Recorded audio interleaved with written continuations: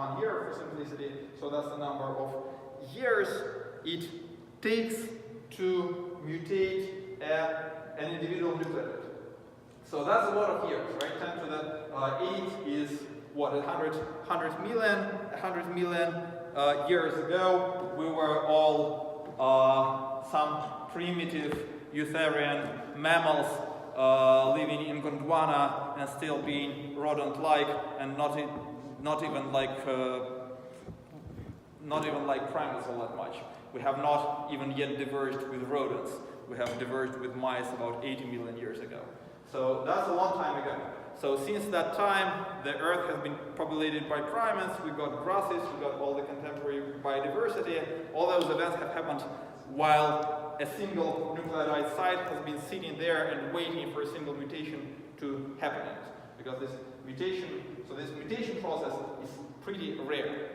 Therefore, waiting for the mutation equilibrium takes a long time.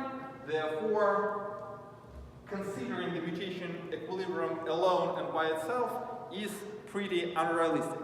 We will soon see that the other factors of evolution act at much faster timescales.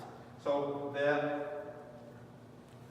you will see, for example, that in the interaction of mutation and selection, then selection overrides mutation to a large extent. This is not to say that mutation is not important, it acts slowly, and therefore you need to put together a joint point. When you look at the genome scale, however, when there are many sites that can mutate, the mutation process happens sort of faster, because you're looking at large scale, and thinking about the mutational equilibrium can be important. And here's one example in which this reasoning really helps. It is when we think about the horizontal gene transfer between regions of the genome. It's horizontal gene transfer between different species. And you can actually detect those events using the slowness of the attainment of this mutational equilibrium. How do we do that? Well, different bacteria have very different GC content. There are a bunch of reasons for that, including selective ones, the bacteria that are thermophilic, that tend to live in hot springs and such other habitats like that, tend to have high GC content, probably because they want their DNA to be better interconnected by triple bonds rather by double bonds. But the point is that the GC content varies hugely over the bacterial domain, both in gram-positive and gram-negative bacteria. So if you have a segment of the genome that has been transferred to a bacterium from another bacterium from the other distant species, one way you can detect it is by the difference in the GC content. If the two hosts if the host had very different GC content compared to that of the recipient, then you will have the GC content as a function of the genome location, something like that. And if you see such a pattern, you can infer that this region has been horizontally transferred.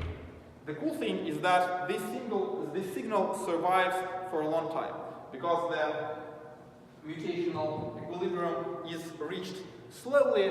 It can be still identified millions of years down the line. Of course, the moment this segment is transferred into this novel genomic environment with the novel selection pressures and novel mutation rates affecting it, it will start mutating in the same direction than the rest of this recipient genome. And when many millions of years pass, you will see no trace of horizontal gene transfer left. However, this trace is rather long-living. You see this pattern of different GC content for quite a long time. And people have, for example, used this consideration to map the virulence islands in some bacteria.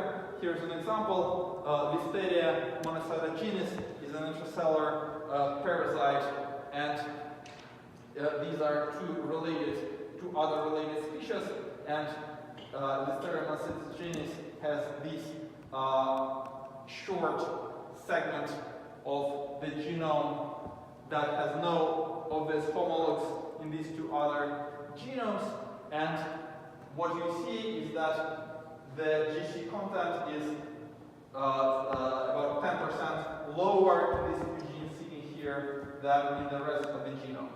And so this has been, if you try them blasting it against the gene bank, you see some pretty remote bacterial species from which these genes have been transferred. This is interesting because in this particular case, this set of genes is responsible for the virulence of the Listeria. In fact, it is referred to as the virulence island. Turns out it has been inherited from these rather remote relatives. Fine.